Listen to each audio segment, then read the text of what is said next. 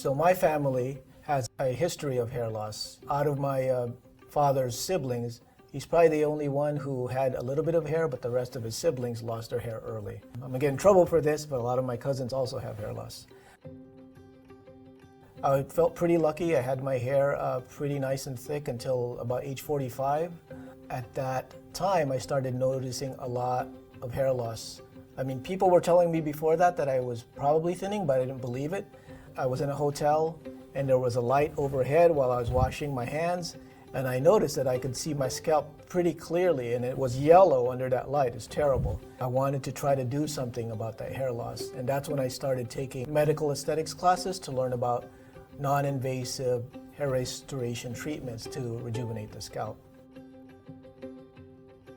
What I did first was I tried Platelet Rich Plasma.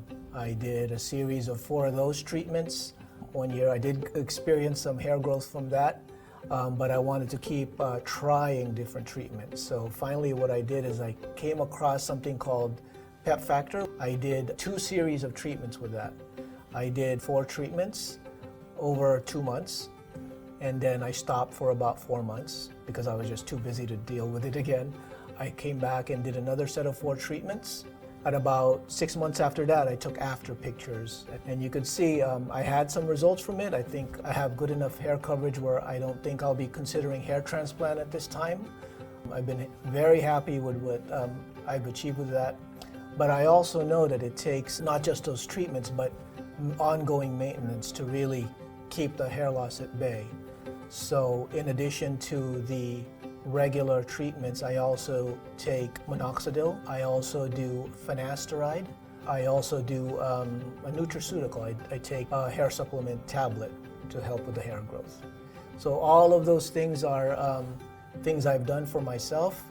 It took about 8 months for me to get the results that I was happy with. So far so good.